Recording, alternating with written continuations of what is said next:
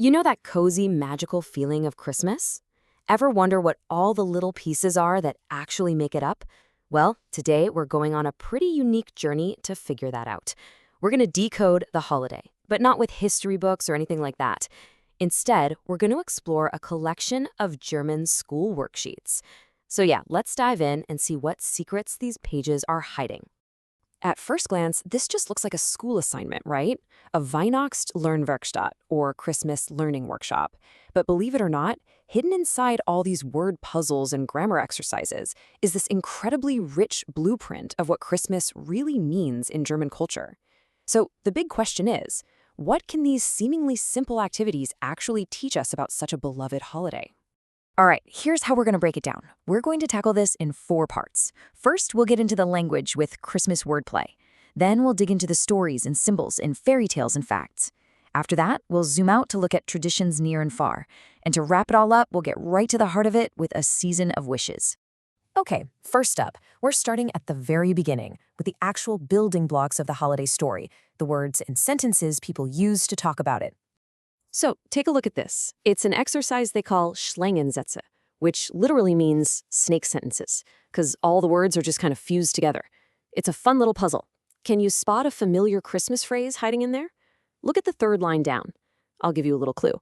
It starts with der Weihnachtsbaum.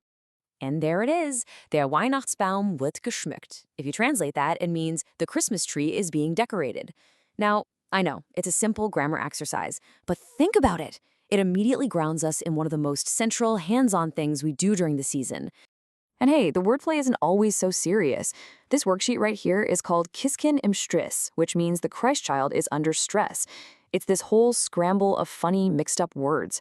It's just a playful reminder that, even for magical gift bringers, the holidays can be a wonderfully chaotic rush. Okay, so we've looked at the words. Now, let's zoom out a bit to the world itself. In this section, we're going to explore the stories, both real and imagined, all the symbols from nature and folklore that are just woven right into the fabric of a German Christmas. Of course, every Christmas tree starts out in the forest, but have you ever actually stopped to think about what kind of tree it is? Well, it turns out, in Germany, knowing your spruce, your Fichte, from your fir, your Tanne, is a key piece of holiday know-how. They look pretty similar, I know, but as we're about to see, the details make all the difference. And this is where it gets really interesting. It's not just about what they look like, it's about biology. The spruce has shallow roots and its cones hang down. The fir, on the other hand, has a deep taproot and its cones stand straight up. It's such a small detail, but it shows this really deep cultural connection to the natural world. So next time you see a Christmas tree, you'll know the secret. Just look at the cones. Now, beyond the natural world, this workshop dives right into folklore with classic tales from the Brothers Grimm. This one is called Die Sterntaler, or the Star Money. It's this beautiful story about a poor orphan girl who is so incredibly kind that she gives away everything she has, her last piece of bread, all of her clothes, to other people in need. And this is the moment where her total selflessness is rewarded in the most magical way. This quote just captures it perfectly. The stars themselves literally fall from the sky and turn into silver coins just for her. It's such a powerful lesson, and it's woven right into the idea of a German Christmas. True wealth isn't about what you have, it's about what you're willing to give.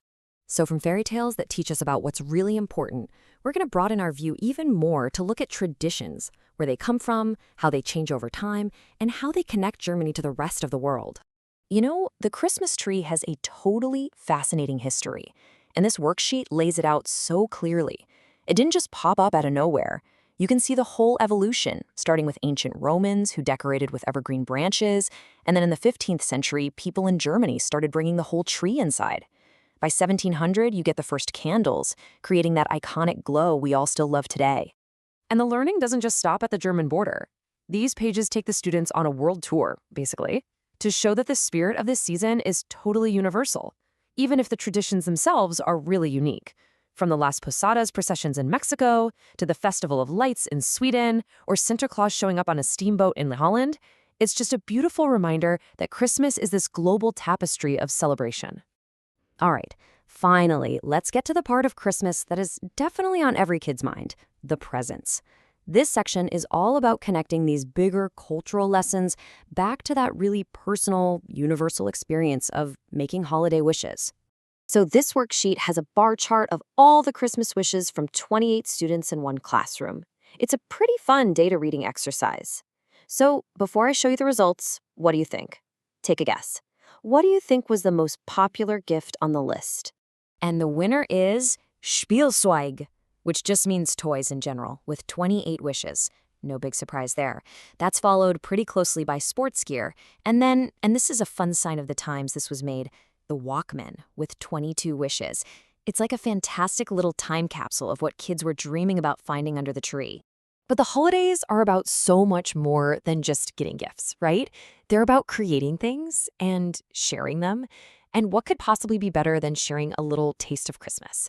This worksheet actually gives a classic recipe for Lebkuchen, which is a really beloved German gingerbread cookie. And what's so great about this tradition is how simple it is to bring this tradition into your own home. It's a super classic process. Mix the wet ingredients, add the dry, spread it out, and bake it. But in those simple steps, and in just 15 minutes, you're doing so much more than making a cookie. You're connecting with a tradition that's hundreds of years old, and you're making all this culture we've been learning about tangible and, of course, delicious. So when we put it all together, what have we really discovered? From snake sentences and fairy tales to learning about trees and global traditions, it turns out these school worksheets are so much more than just lessons. They're basically a manual for how to build Christmas, piece by piece, and they reveal this really rich, layered cultural story. And that just leaves us with one final thought. We've just spent this whole time decoding one culture's version of the holiday through these pages.